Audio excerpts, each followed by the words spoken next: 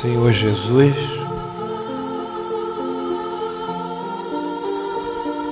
comove-nos a vossa misericórdia, a vossa piedade e o vosso amor por todos nós.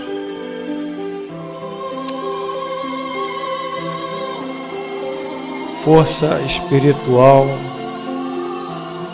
única que vai ao longo dos séculos promovendo com o nosso livre-arbítrio o aperfeiçoamento da humanidade. Agradecemos a Deus o milagre da concepção e do nascimento. Enfim, muito comovidos por já nos aproximarmos da sua data de nascimento, querido Jesus, pedimos a vossa bênção, a bênção de Deus Todo-Poderoso, e em vosso nome e em nome de Deus Onipotente, damos por aberto a nossa aula no dia 24 de novembro do ano 2014, pela graça de Deus.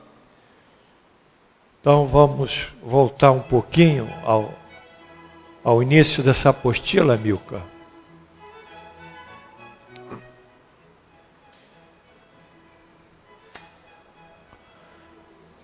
Mas antes, por favor.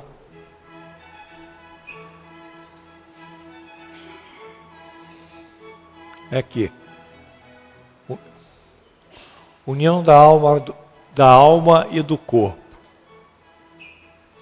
Esse gráfico aqui é um gráfico ilustrativo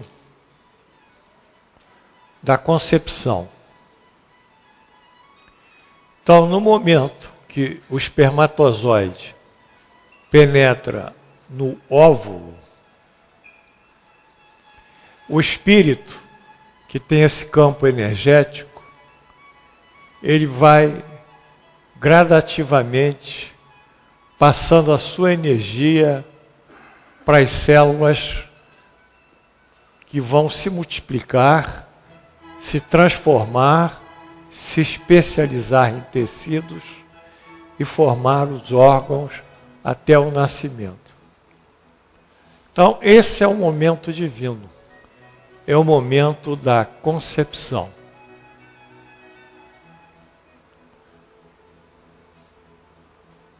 E esse gráfico ilustra justamente a presença do Espírito desde o momento da concepção.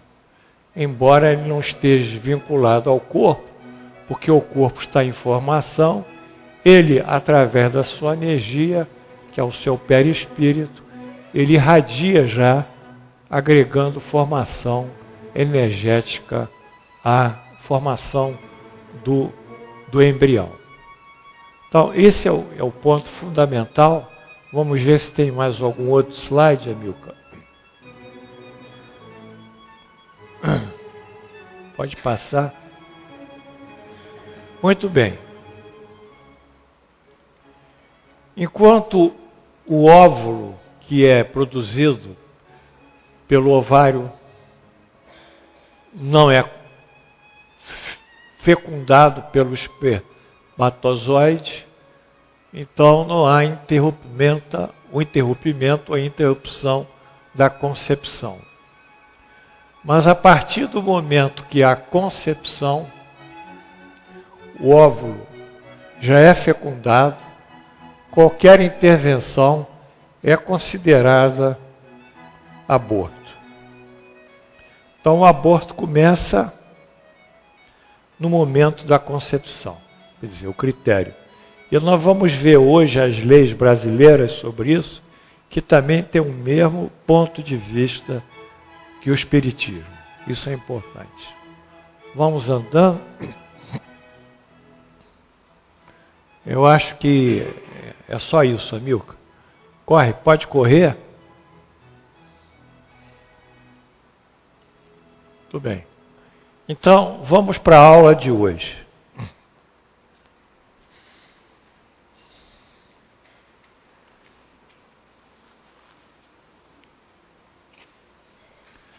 A primeira pergunta é sobre as condições psíquicas do espírito por ocasião do nascimento.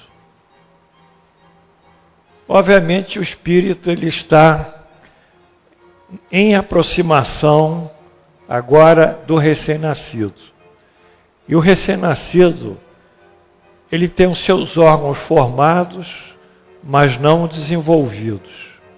Então, há que haver uma gradualização da aproximação e da identificação do espírito com o corpo, bem como o espírito poder exercer a sua faculdade intelectual, a sua vontade e os seus valores morais. Então, a pergunta 352 é: no momento do nascimento, o espírito recobra imediatamente a plenitude das suas faculdades, porque ele, como espírito, estava lúcido. Ele tinha as faculdades intelectuais e os juízos morais. Ele tinha a consciência. Porém, quando ele se aproxima do corpo, no caso do embrião, ele entra num estado de alteração mental, semelhante a um sono, semelhante a um coma. Porém, ele gradualmente vai voltar a um estado de lucidez. E o espírito responde: não, ela se desenvolve gradualmente com os órgãos. Para ele, é uma nova existência para o espírito. Portanto, é preciso que aprenda a servir-se de seus instrumentos, quer dizer, do corpo, da mente. As ideias que lhe voltam, pouco a pouco, qual um homem que acorda e se encontra numa posição diferente da que ocupava antes de dormir. Então, ele vai ganhando gradualmente ou progressivamente a consciência. Ou seja, o espírito reencarnante vai progressivamente adaptando-se ao corpo, que agora dispõe, o qual, por sua vez, apresenta o seu próprio desenvolvimento e o crescimento dos seus órgãos e estruturas. Outra condição importante é a vontade do espírito em se adaptar ao corpo. Há os espíritos mais rápidos, que expressam maior vontade, há os lentos e preguiçosos. Então, esse gráfico aqui mostra a gradualização da retomada da plenitude das faculdades intelectuais evolutivas do espírito. Aqui é o desenvolvimento biológico corporal, né, do organismo, e aqui é a ação da vontade. Então, isso vai sendo gradualizado, vai de 0 a 100. Quando chega a 100, ele já está totalmente lúcido e pode exercer a sua inteligência, embora isso demande uns fenômenos de reprodução e multiplicação celular, sobretudo nos neurônios, que tem que se adaptarem, né? Tem que se formarem e o espírito se integrar a esse novo corpo através do seu perispírito. Na medida em que a união do espírito e do corpo só se completa de forma definitiva após o nascimento, pode-se considerar o feto como dotado de alma? Essa união se dá realmente definida, integrada após o nascimento, num recém-nascido. O espírito que o vai animar existe, de qualquer maneira, fora dele. O feto, propriamente, ele em si mesmo, não dispõe de alma, pois a encarnação está em via de se consumar. Mas já há tipo de ligação com a alma do corpo. Então, isso é outro fator importante. Então, Allan Kardec, no livro A Gênese, faz o seguinte relato. Quando o espírito tem de encarnar num corpo humano, em vias de formação, ele chama laço fluídico. O laço fluídico é um pacote de energia, não é isso? É a energia do perispírito, porque o perispírito é um órgão energético. Ele pode ter forma, mas ele só produz energia. Não é? Que mais não é do que uma expansão do seu perispírito. Quer dizer, é uma expansão energética da energia que está no perispírito. O liga ao germe, que o atrai por uma força irresistível, desde o momento da concepção. Então, essa energia, que ele chama de, Allan Kardec chama de laço fluídico, ela vai carregar o corpo que se ensaia já para a vida. E vai se integrar a esse corpo no momento do nascimento. Quer dizer, totalmente. À medida que o germe se desenvolve, o germe é o feto, é o embrião, no caso é o feto, o laço se encurta, a carga de energia aumenta. Sob a influência do princípio vito-material do germe, quer dizer, o princípio da energia vital do organismo, no caso do feto, o perispírito, que possui certas propriedades da matéria, porque ele é formado em parte de matéria, que são as moléculas do mundo que ele encarna, em parte das moléculas do mundo espiritual. Porque ele tem ambas as composições, as estruturas, material e espiritual. Se une molécula a molécula ao corpo em formação, donde o poder dizer-se que o espírito, por intermédio do seu perispírito, se enraiza, de certa maneira, nesse germe, como uma planta na terra. Quando o germe chega ao seu pleno desenvolvimento, completa é a união. Nasce então o ser para a vida exterior. Então, nós temos aqui um dado fundamental. Quem vai animizar o feto, e mais tarde o recém-nascido, é o espírito. Não há vida sem espírito.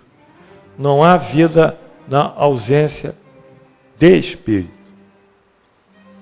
Porque o espírito é que tem a sua própria energia que vai dar essa vitalização ao organismo. Então, isso é ponto pacífico. O corpo é um instrumento do espírito, mas o espírito é que dá vida ao corpo.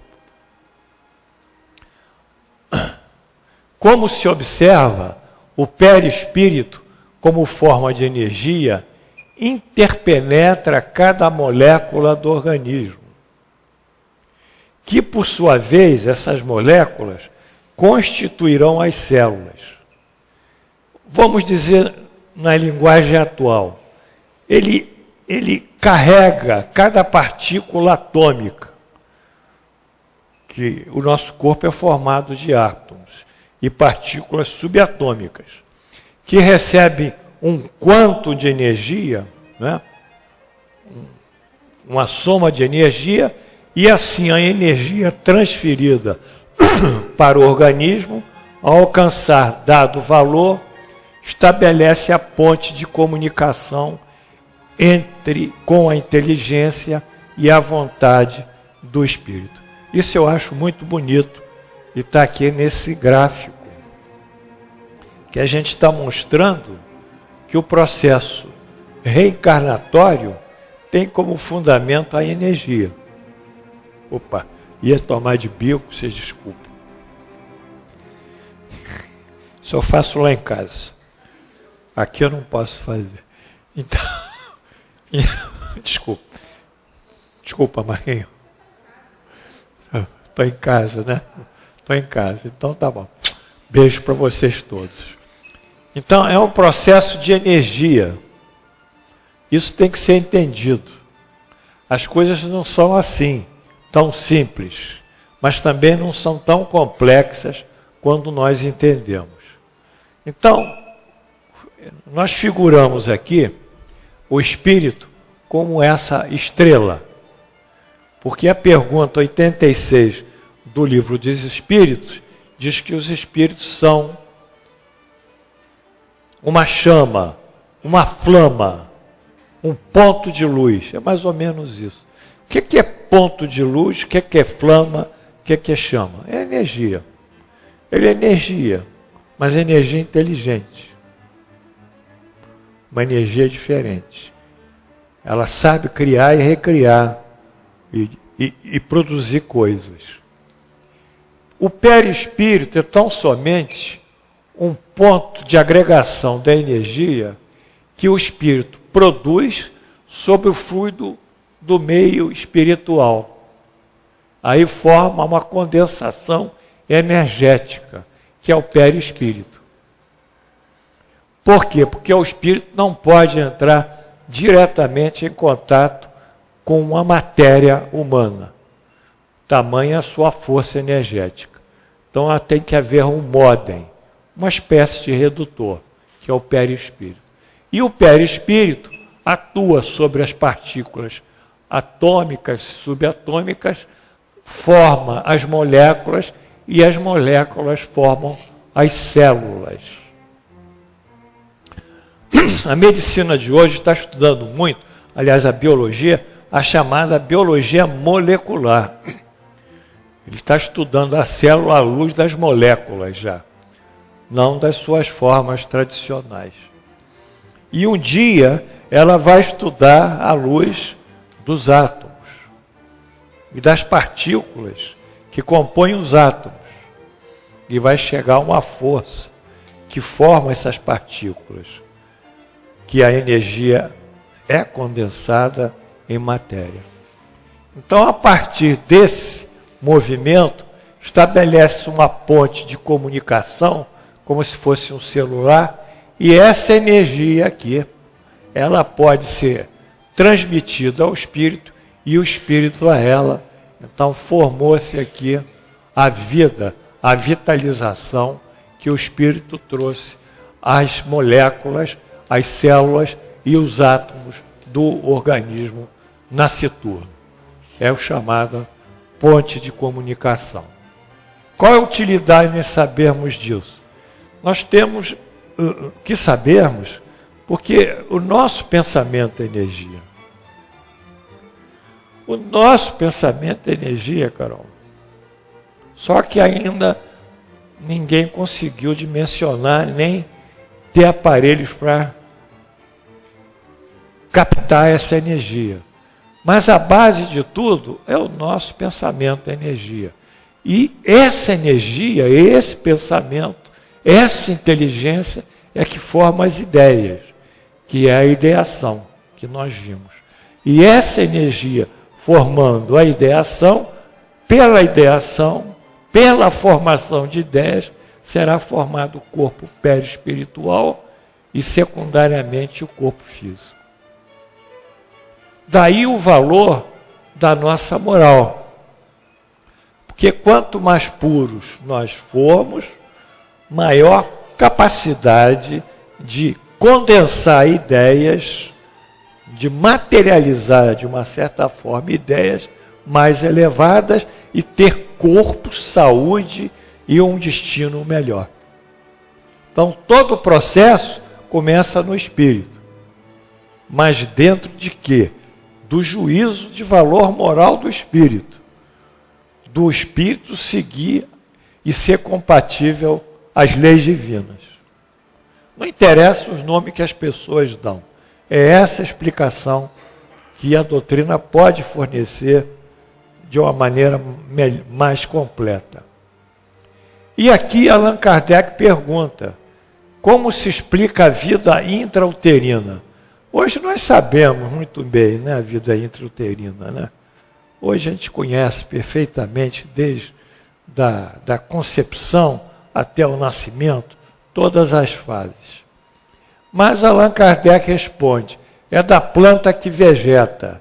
A criança vive a vida animal. O homem possui em si a vida animal e a vida vegetal, que completa ao nascer com a espiritual. Então, a criança tem a vida animal, mas ela está num estado vegetativo, quer dizer, ela está num estado de passividade energética, recebendo energia através da mãe, e não se manifestando propriamente.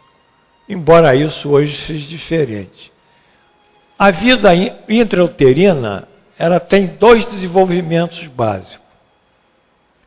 O processo de multiplicação e diferenciação das células é chamado embriogênese. Embriogênese, de gênese, origem do embrião. As células se multiplicam e se diferenciam. Essa diferenciação das células vai formar os diversos tecidos. Forma os tecidos da musculatura lisa, que é a musculatura do nosso coração, o tubo digestivo, a musculatura esquelética, que é a musculatura ligada à nossa estrutura óssea, não é? Ao aparelho torácico, ao tórax, membros, etc. Forma as células nervosas, enfim, todas as células que nós temos são produto dessa diferenciação celular. E essa diferenciação, ela se dá no 14º dia da concepção. 14º dia. Vamos? Quer dizer, ela começa a se diferenciar. Vamos andando? Amilcar. Essa diferenciação forma os tecidos e eles os respectivos órgãos. É a organogênese. O embrião ele está em fase de multiplicação, diferenciação celular. Multiplica e diferencia. Diferencia os tecidos e formam os órgãos. Portanto, essa fase primeira é chamada de embriogênese. E a segunda fase já, com a formação do pulmão, do coração, do tubo digestivo, do encéfalo, da medula, é chamada organogênese. É aí que vem as células-tronco. Em cima desse 14º dia. É aí que vem as células-tronco que o homem está tentando modificar a terapia. Porque a nossa terapia futura não será medicamentosa. Será nós restabelecermos, pelas células-tronco, uma nova embriogênese. Redivivermos a embriogênese. Ou restabelecermos a funcionalidade e o trabalho dos órgãos. Está claro? Se tem um coração com insuficiência cardíaca, ele não consegue mais contrair a musculatura dele, e hoje nós não temos tratamento para uma insuficiência cardíaca avançada, então as células-tronco poderão reproduzir novas células cardíacas, como foi feito na época da embriogênese. Se o sujeito sofreu um acidente vascular encefálico, e ele perdeu aquela região dos neurônios, ele pode receber células-troncos que vão se diferenciar e formar novos neurônios. E ele vai voltar a andar e ter a parte motora. Se ele está num estado de senilidade, perdeu a memória e já não raciocina bem, ele pode, surpreendentemente, criar novos neurônios na região da memória e em outras regiões do córtex cerebral e voltar a ser uma pessoa sadia. Então, essa é a base das células-troncos e a clonagem, que é a reprodução dela. As células da massa interna de um embrião, aqui, no início do desenvolvimento, até o 14º dia, são totipotentes. Tot. Ou seja, cada uma é capaz de produzir os vários tipos de célula especializadas do adulto. Essas células, elas podem formar qualquer célula.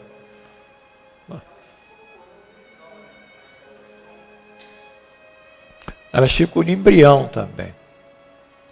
Alguma coisa está no cordão, mas elas, no 14º dia, elas estão se multiplicando e diferenciando para formar um embrião.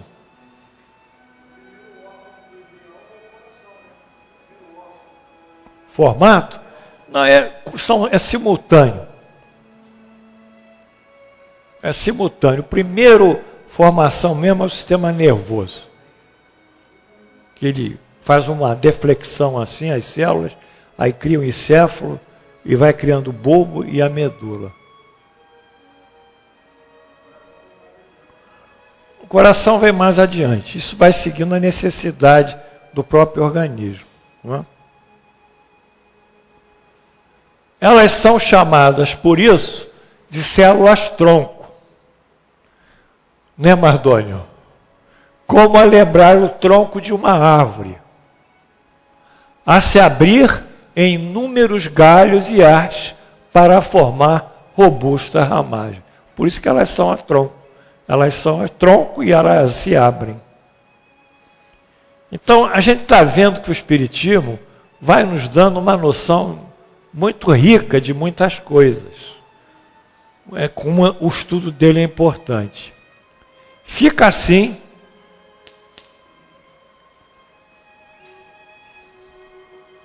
a vida intrauterina, do ponto de vista biológico, no caso da organogênese, na dependência da embriogênese com a totipotência das células-tronco. Está claro? Fabinho, está claro aí? Esta certamente é a vida animal assinalada pelo espírito comunicante. No que toca à vida vegetal, sabe-se atualmente as plantas serem sensíveis e dotadas de um sistema nervoso muito rudimentar. Não sei se vocês sabiam disso. Vocês sabiam que elas são sensíveis? Que elas reagem ao meio ambiente? Que aquela mão do sujeito que planta, né? Como é que te diz? Ele tem uma mão boa para plantar? Isso é um nível de sensibilidade que toca as plantas. No caso, as sementes. Muito bem. Elas são sensíveis aos estímulos sonoros, térmicos, à umidade do ar e a outros fatores ambientais. Mas são sensíveis também ao pensamento. Carlinda, tem muitas mulheres que rejeitam a maternidade. Chega assim, está casada, já teve os filhos, depois de 10 anos do último filho, engravida. ao engravidar, rejeita a maternidade. Como eu escuto isso? Logo agora que eu ia ter liberdade, eu não entendo que liberdade é essa. Parece que o filho é uma coisa que está amarrando. O filho é uma coisa bacana, né? Acho que se eu fosse mulher, eu ia ser uma boa mãe. Então, o pensamento da mãe, ele vai, se for de amor, se for de carinho, de afeto, ele vai ajudando essa embriogênese também. Ele vai formando as coisas. Agora, Paramahansa Yogananda, em seu livro Autobiografia de um Yogi, descreve extraordinária ocorrência sobre a sensibilização de um cacto típico do deserto.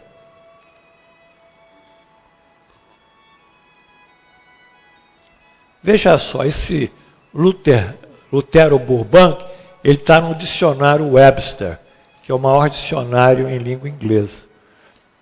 Como Burbank, aperfeiçoamento, é sinônimo de melhoria e aperfeiçoamento, o termo Burbank em inglês. O segredo de melhorar o cultivo das plantas, além do conhecimento científico, quer dizer, fazer hibridação, saber ter um tipo de irrigação, né? Poder dar sol, fim, estrumar, seja o que for, além do conhecimento científico, é o amor. Eu vou tirar o óculos. Não sei nem se sai por causa disso aqui. Acho que não sai, não. Bom.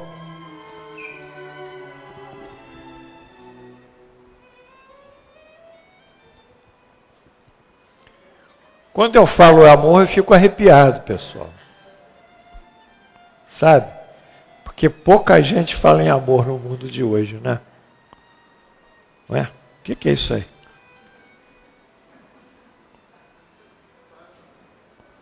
Obrigado, Glorinha.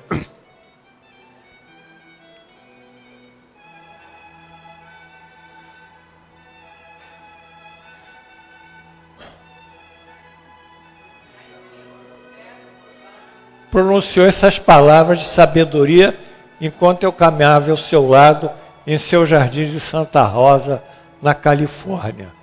Paramos em frente a um canteiro de cactos comestíveis. Enquanto eu realizava experimentos para produzir cactos sem espinhos, continuou ele, falava frequentemente com as plantas para criar uma vibração de amor. Não tenham medo, dizia-lhes eu. Dizia-lhe eu. Vocês não precisarão dos seus espinhos defensivos. Eu as protegerei. Gradativamente, a útil planta do deserto brotou numa variedade sem espinhos. E isso aqui não é história de carochinha, são fatos. Há muitos trabalhos científicos depois desse aí que assinalam, um deles é a vida das plantas, que as plantas se modificam de acordo com os pensamentos. Bom, então nós estamos vendo aqui que, embora o embrião tenha uma vida vegetativa, ele é sensível ao amor, é sensível ao desejo da mãe concebê-lo. E ele também sofre com a rejeição. Enfim, por isso que a mãe tem que aceitar muito a maternidade, não é? Com um ato, eu diria, divino. Vamos em frente. Bom, o que o espírito comunicante conclui? A vida intrauterina, como a planta que vegeta, que ele falou, ele alude ao elemento inteligente universal, que nós vimos que é um desdobramento do elemento cósmico universal, que é o desdobramento da própria criação de Deus. Que esse elemento está intrínseco à criação da vida, e que nesse caso parece adormecida, como um vegetal, porém em constante reprodução e diferenciação celular. É esta inteligência que propicia à planta a sua sensibilidade. Então não há nenhum ser que não seja sensibilizado. Só os minerais que não são, mas se você colocar substâncias tóxicas em minerais, eles mesmos vão se destruir, sem reação química aparente.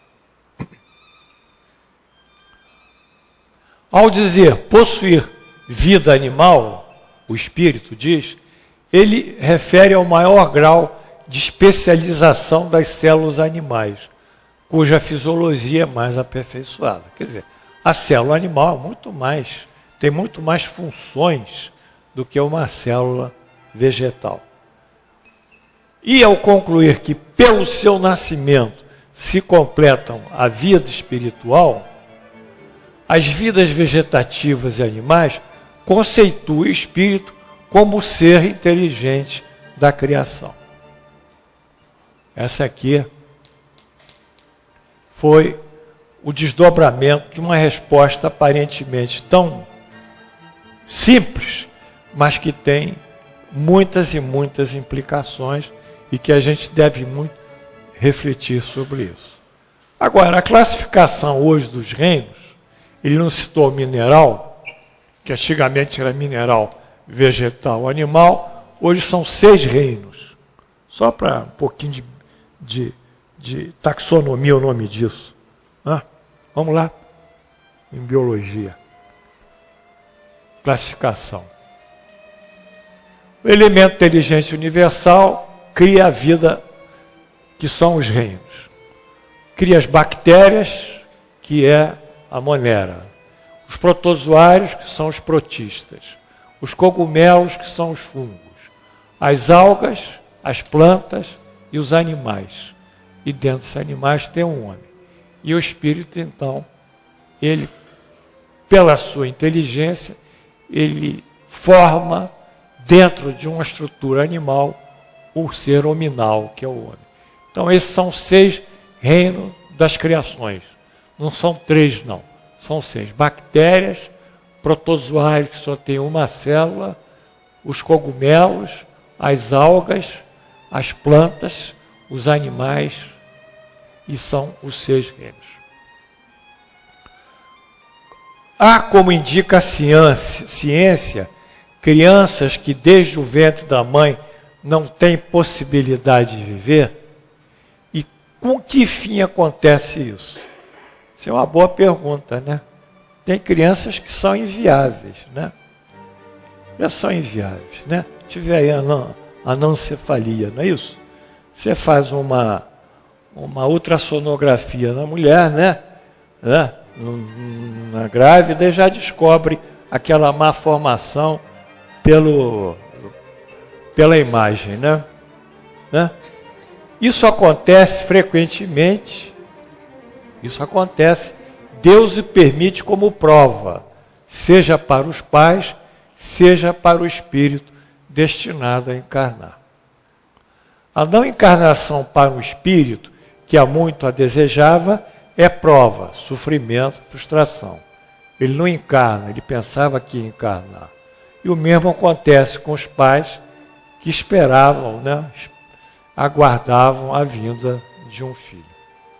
Então, esse é o primeiro problema que nós vamos ver lá na frente, só na volta, sobre o aborto. Sobre o aborto. Porque a nossa lei, a gente vai estudar um pouquinho hoje, ainda só concepção, não vamos estudar aborto, mas a nossa lei, a legislação que a gente tem, ela concebe o ser vivo desde a concepção até o nascimento. Então a vida começa na concepção. A gente vai ler a lei aí que Fernando Henrique promulgou. Então, exato. Mas ela deu aberturas. Uma delas, em relação ao aborto, é o aborto terapêutico, que a gente sabe às vezes que é importante, porque a mulher não tem condição de ficar grávida, vai morrer. Isso é fatal. Se ela tiver uma cardiopatia grave, não aguenta, então ela morre. Então, entre a mãe e o filho, se prefere a mãe. Allan Kardec também confirma. Tem o aborto por estrupo. Quer dizer, a mulher foi estrupada e engravidou. Isso aí é um caso a nós discutirmos. Tem o aborto por anencefalia ou incompletude da formação fetal, uma anomalia fetal. Também nós vamos discutir. Então, a lei abriu algumas janelas para o aborto. Tá? E isso nós vamos discutir do ponto de vista espiritual. Nós estamos vendo aqui que aqui a criança já nasce morta, já é um aborto espontâneo. E Deus permite que isso existe. Porque isso lá na frente tem uma influência sobre o espírito e tem uma influência sobre os pais. Mas o espiritismo é claro. Quando começa a vida, ela começa a partir, não é, Jupi? Da concepção. Então, esse é o ponto nuclear. O que nós vamos fazer com uma criatura que foi com um embrião, ou mesmo um feto, que já avançou um pouco e foi concebido, mesmo ele sendo anencéfalo, mesmo sendo ele por estrupo, não é? Uma situação, não é? Enfim, a gente tem que ver isso. Tem que ver, porque o espiritismo não anda totalmente com a lei brasileira. A lei anda um pouquinho, mas depois ela escapa. Né? Então, essa é a pergunta 355. Há crianças natimortas que não tenham sido destinadas à encarnação de espírito? Sim. As que jamais tiveram espírito destinado aos seus corpos. Nada devia cumprir-se nela. É somente pelos pais que essa criança vem ao mundo. Então, é um natimorto que vai levar aos pais a um grau de sofrimento.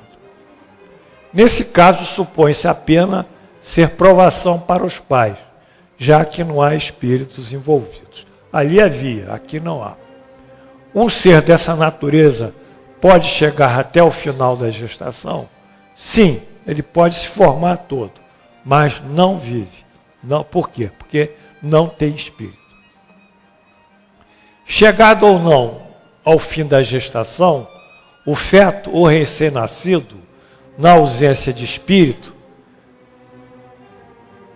chegado ao fim, será observado algum tipo de anomalia na sua embriogênia, que pelo exame patológico, a necrópsia do feto, é evidenciado, tem uma anomalia. O patologista, em seu lado, como é corriqueiro, atribuirá a anomalia a causa mortes ou a outra condição que julgar fatal. Mas, na realidade, a causa mortes não existe, porque ele jamais viveu.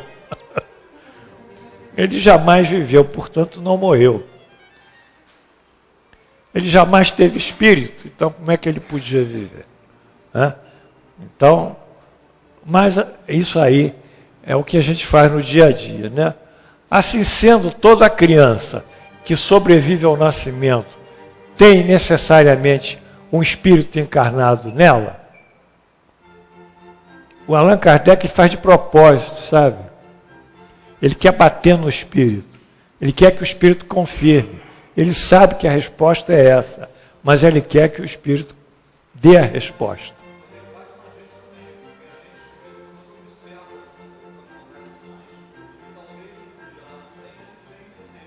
Isso. Como é? Isso. Isso. Existe. Talvez lá na frente a gente vai entender. Mas ele bate, ele persegue o espírito. Que seria ela, quer dizer, a criança, se é um espírito? Não seria um ser humano. Então, sem espírito, não há vida. Fica mais uma vez evidente ser o espírito quem vitaliza o corpo. Na sua ausência, não há vida. Então, nós pegamos aqui essa lei de anticoncepção e planejamento familiar, que ela foi promulgada em 1996 pelo Adib Jatene, quando era ministro da Saúde, no governo Fernando Henrique. Então vamos ver um pouquinho o que é a anticoncepção e planejamento familiar. As definições. Anticoncepção, em linhas gerais, é qualquer método não abortivo destinado a evitar a fecundação do óvulo pelo espermatozoide. Está claro? Método não abortivo, que evita a fertilização do óvulo. Isso que é anticoncepção. Planejamento familiar. Em sua expressão mais simples, é a contracepção ligada à saúde. Constitui atividade da saúde, que proporciona informações e meios a fim que os casais possam decidir livre, consciente e responsavelmente pelo número de filhos, a época que desejam ter, segundo a definição da Organização Mundial de Saúde. Então, o planejamento familiar, ele não atende tão somente a contracepção em si, mas a saúde da família. Até que ponto, né, aquela família pode ter 5 filhos. Quer dizer, mas isso, a nossa lei não usa o planejamento familiar para a parte demográfica, é crime. Quer dizer, o sujeito é que deve dizer, quero ter 10 filhos, vai ter 10. Isso, né? A mãe vai ter 10, não sei o quê. Muito bem. Então, essa lei de 96, e aqui eu tirei uma parte do texto, que é a proteção legal da anticoncepção e do planejamento familiar. Quer dizer, a lei que regula isso, tá, Marquinhos? Vamos lá? Capítulo 1 do planejamento familiar. O planejamento familiar é direito de todo cidadão, observado o disposto nessa lei. Para fins dessa lei, entende-se planejamento familiar como o conjunto de ações de regulação da fecundidade, que garante direitos iguais de constituição, limitação ou aumento da prole pela mulher, pelo homem ou pelo casal. Vocês estão pegando aí? Está pegando, Ângelo?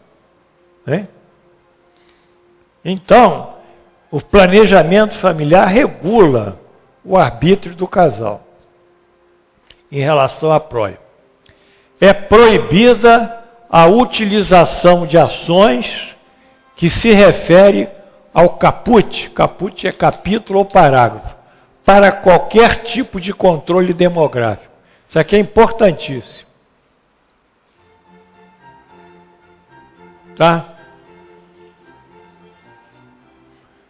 Tem muitos países que vão médicos estrangeiros atender a gestantes, etc, etc, e pumba, laqueadura de trompa ou de tuba, né?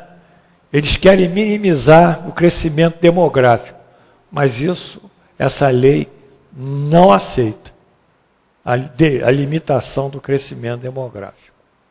Isso fica a cargo do indivíduo, no caso do casal. O planejamento familiar é parte integrante do conjunto de ações de atenção à mulher, ao homem ou ao casal, dentro de uma visão de atendimento global e integral da saúde. Não é só a parte obstétrica, mas é a saúde como um todo. Parágrafo único.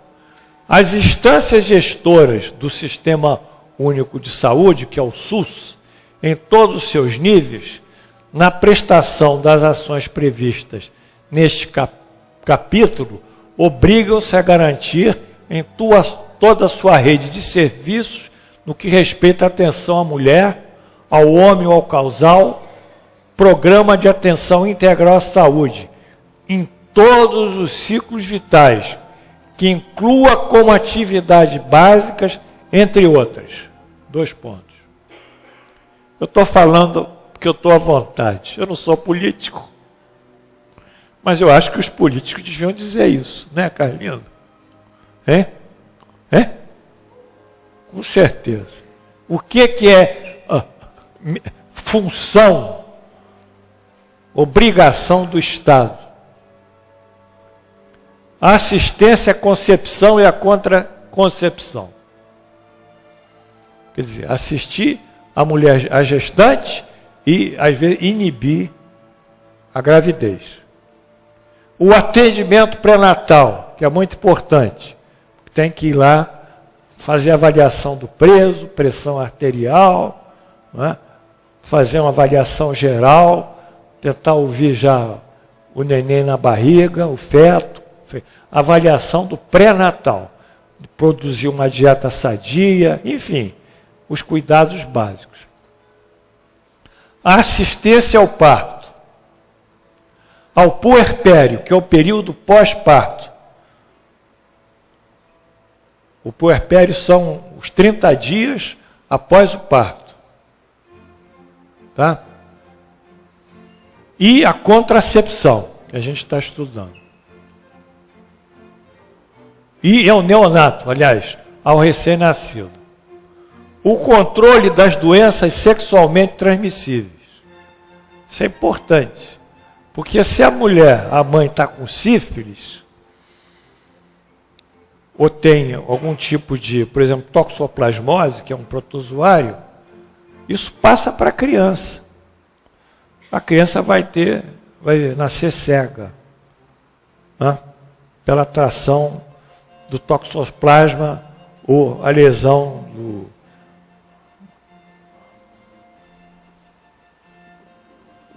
do micro-organismo que produz a sífilis, né? O controle e a prevenção do câncer cérvico-uterino, quer dizer, o colo do útero e do câncer de mama e do câncer de pênis. Então, todas essas ações, elas se destinam o quê? A uma concepção sadia, a uma saúde sadia, ou uma contracepção também sadia, ou seja, uma saúde sadia. Isso são medidas do Estado, mas isso não se faz. Não se faz. Eu juro a vocês que não se faz. Outro dia a menina ligou para mim, Dr. Paulo, preciso que o senhor me ajude, a minha filha está com 9 meses, está aqui há 8 horas, aqui esperando ser atendida, lá no hospital, acho que era Nova Iguaçu. Eu não sei o que vai acontecer, estão querendo mandar ela para casa, nem examinaram, eu não aguento isso, nem ela aguenta. Falei, olha, leva ela para o carro, bota ela no banco de trás, bota as pernas para cima.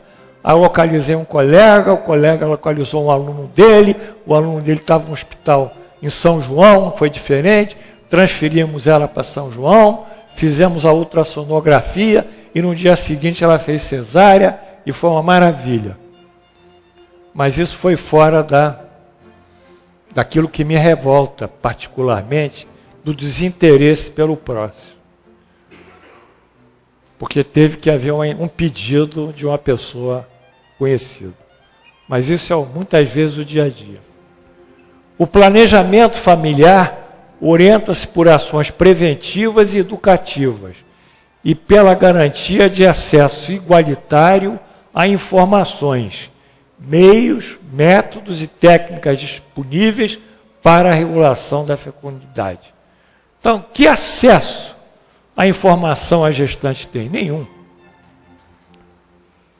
Quer fazer pergunta?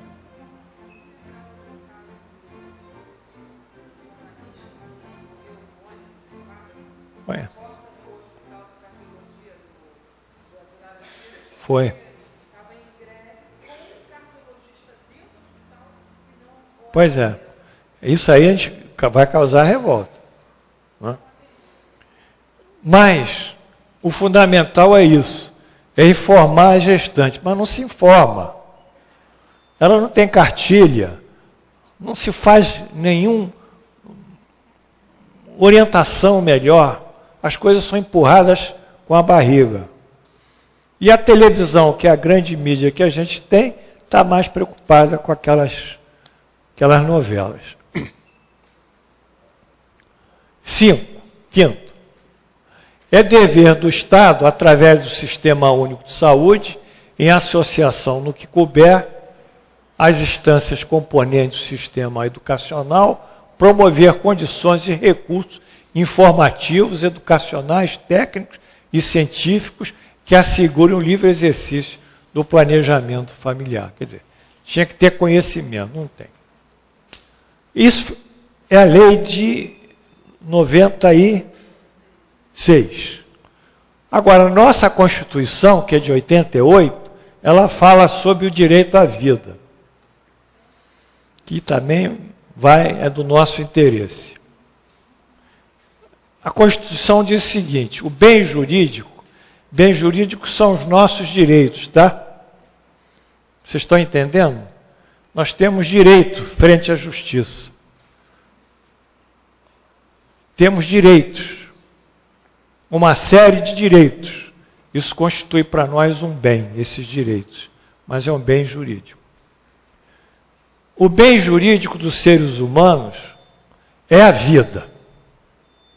Porque só quando nós nascemos é que nós adquirimos o direito a usufruir ou exercer esses bens da justiça, né?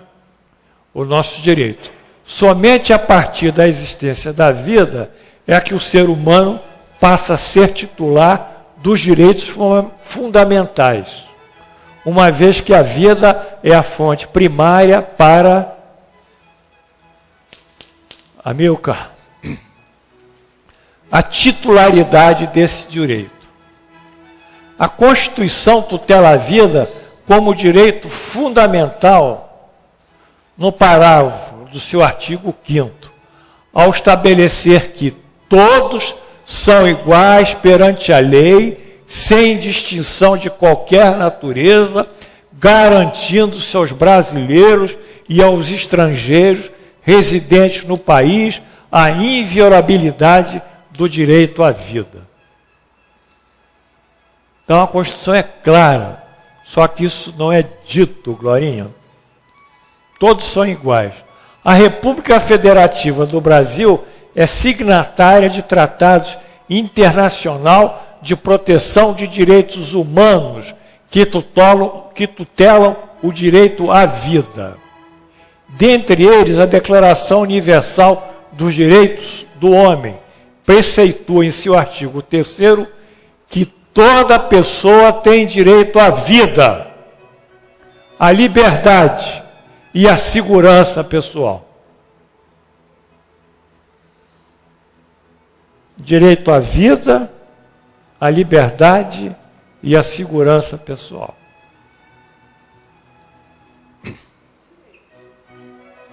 Tem. Mas nós vamos vencer isso. Outras gerações virão. Não é, Mardoni? Não virão para melhorar? Claro. É a lei do progresso. A Convenção Americana de Direitos Humanos, por seu turno, protege a vida desde a concepção. É igual ao Espiritismo. Segundo seu artigo 4º, inciso 1º, todo pessoal toda pessoa, ai, que coisa errada, toda pessoa tem o direito de que se respeite sua vida. Esse direito deve ser protegido pela lei e, em geral, desde o momento da concepção. Chegamos onde a gente queria. Ninguém pode ser privado da vida arbitrariamente. Então, o direito à vida nasce com a concepção. Aí vai bater lá no Espiritismo. A proteção constitucional da vida humana não se restringe à vida biológica, pois abrange a proteção à vida digna, no seu sentido mais amplo. O respeito à vida digna pressupõe a garantia dos direitos fundamentais relacionados a ela, o que engloba não só os direitos básicos de sobrevivência do ser humano, como também os direitos vinculados ao bem-estar psíquico e social. Então, a concepção aqui, ela começa com, efetivamente, com a concepção, né? A fertilização do óvulo, e se estende para a sociedade numa série de direitos que a sociedade tem que responder pelo indivíduo agora, não mais um nasciturno, mas um homem, uma mulher, um cidadão com os direitos constitucionalmente estabelecidos por lei e que constituem o seu patrimônio, o seu bem jurídico. Muito bem. Então, eu vou dar uma paradinha, que a hora está chegando. Vocês entenderam isso? Se alguém não entendeu, discute comigo, que eu estou aí.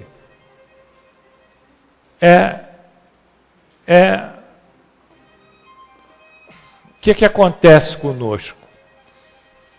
Nós temos a teoria, temos a lei, mas entre a lei e o exercício dela, tem isso. Tá certo? Hein, Paulão? O que houve aí no braço? Hein? Por quê? Tá ruim a situação? Mas desse tamanho, você precisa aquecer, desse tamanho ainda? Você está aquecido? Bom, então, entre a teoria e a prática, o pessoal do Fraterno, há esse abismo aqui. E esse abismo é regulado por quê? Pela imperfeição do homem. Que imperfeição do homem? A imperfeição moral. E que imperfeição moral? O egoísmo e o orgulho, as chagas da humanidade. A corrupção, as coisas que defluem de tudo isso, na realidade, tem como sua origem a imperfeição do homem. Porque um homem que conhece, tem uma sua própria moral, dentro desse contexto que Jesus nos legou, ele pratica isso naturalmente. Ele não precisa ter leis para ele, nem direitos para ele, porque ele sabe que isso faz parte da natureza dele. Vamos ver se alguém tem... Pois não.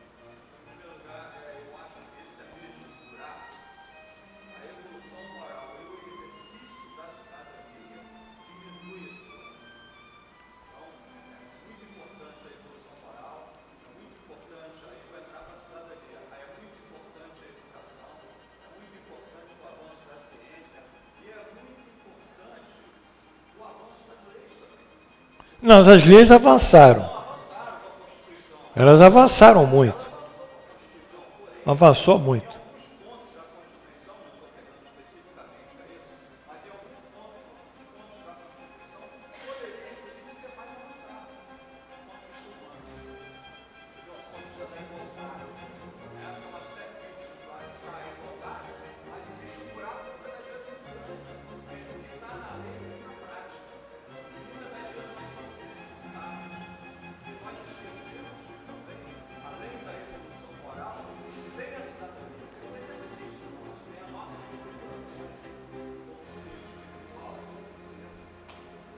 concordo com você e repito aqui Paulo Freire, que diz: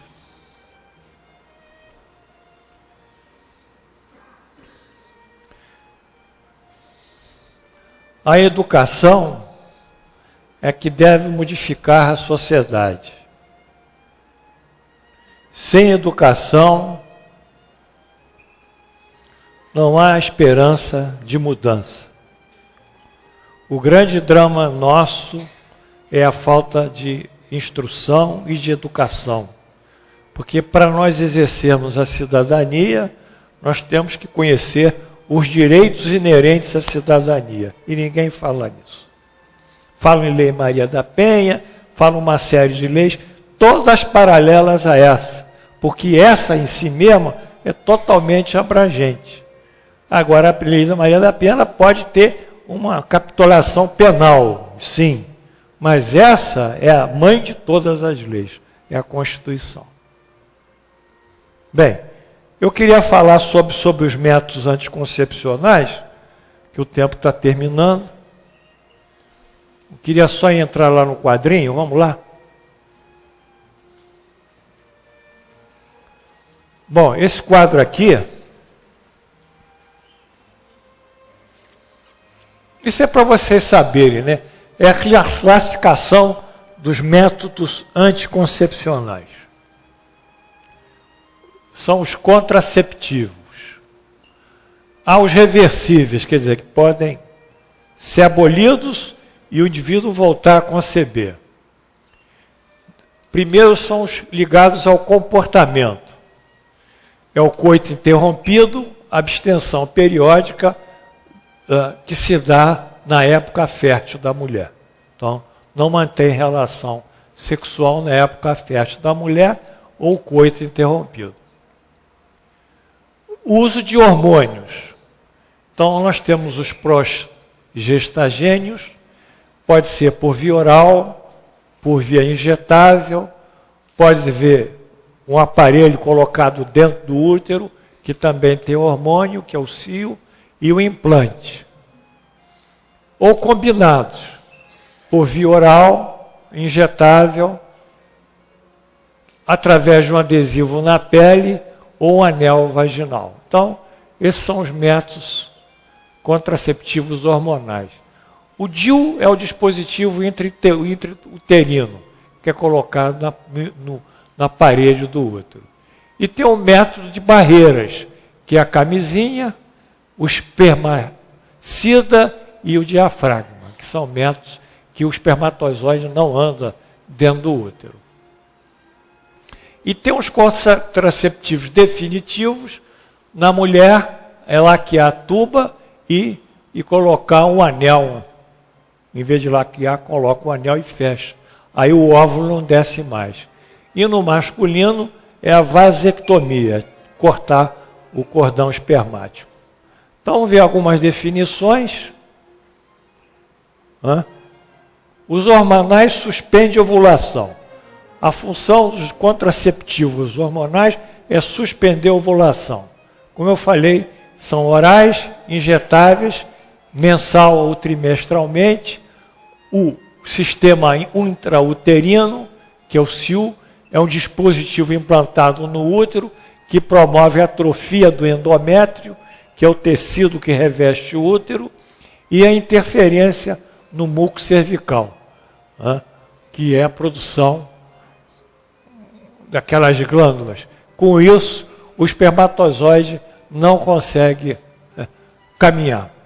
O anel vaginal é um mecanismo de ação semelhante aos outros métodos hormonais combinados.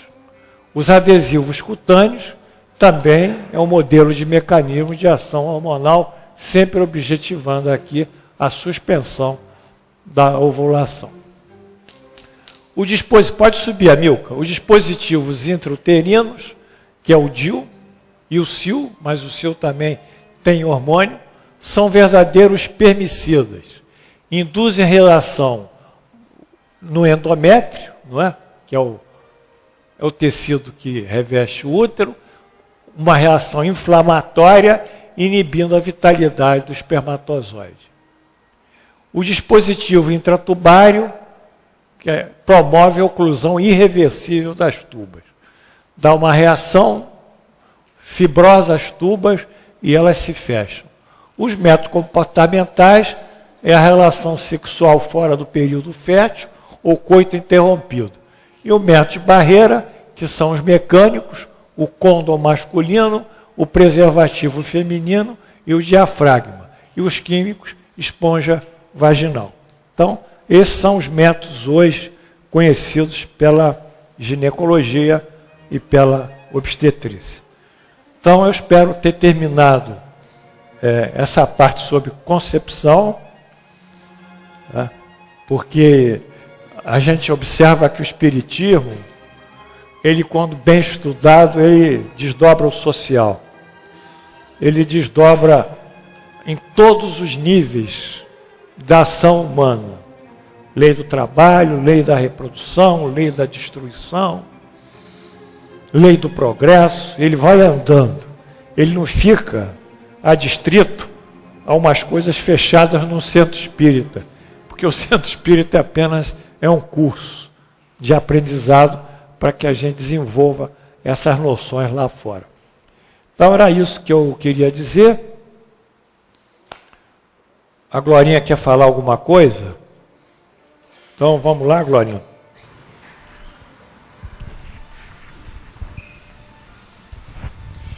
Agora que estão todos aqui, eu quero saber se alguém tem alguma dúvida sobre o dia 30, a ida a Teresópolis.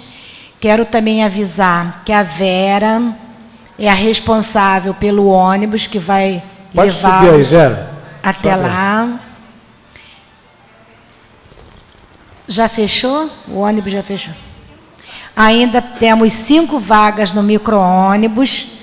Então, quem tiver interessado no término, procura a Vera ali fora para falar com ela e acertar. 6h30. Ah, sim. R$50. Vai sair 6h30 ou 7 horas? Não, 6h30. Ah, então 6h30 aqui e o ônibus vai partir às 7, tá, gente? Então, buscar não se atrasarem. E eu volto a dizer que nós temos aqui na mesa o mapa para como chegar lá na casa do professor. E quem não recebeu por e-mail o meu comunicado que eu fiz essa semana, por favor, envie um e-mail para glorinhazencurso@gmail.com, para que durante a semana possamos tirar algumas dúvidas, tá? E todos que for, tem que ter assinado o nome no nosso livrinho vermelho aqui. Se alguém ainda não fez, que o faça mais tarde ali fora. Certo? Alguma dúvida? Então, bom passeio para todos nós.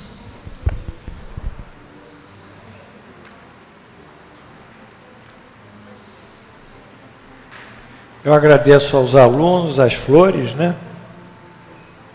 Nós estamos terminando. Mas lá em Teresópolis nós vamos ter uma palestra muito interessante, porque a lei da igualdade, viu, Mardoni?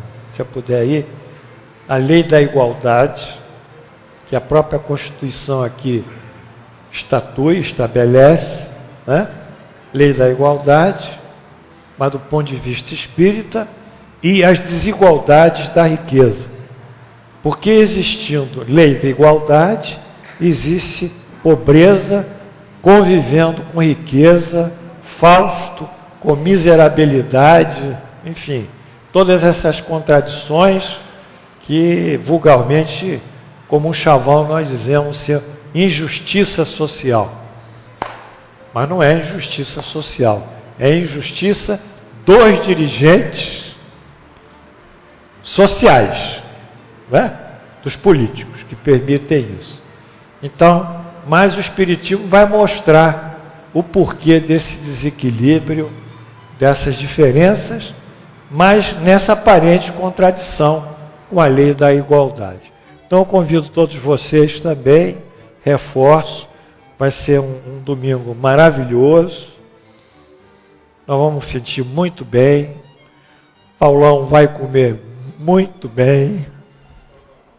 Estrogonofe de frango com batata nozete. Hein? Não é? Escalopinho com molho madeira e arroz à piemontese. Não é isso, Paulão? Acho que eu vou cair aqui, cara. Não aguento.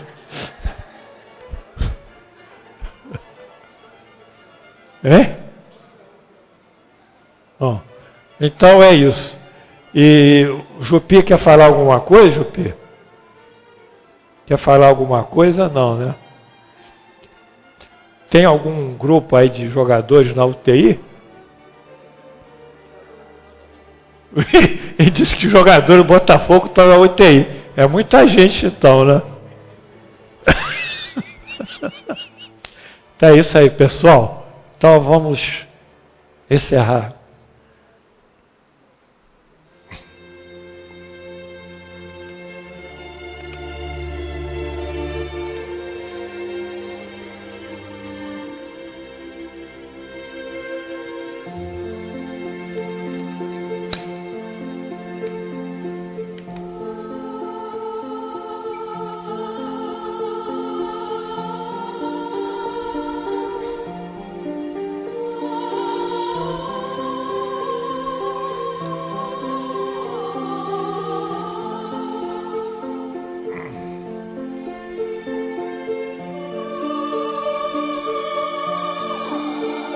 Senhor Jesus,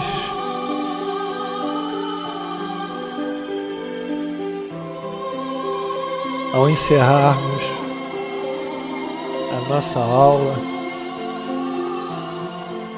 e o nosso curso no ano de 2014,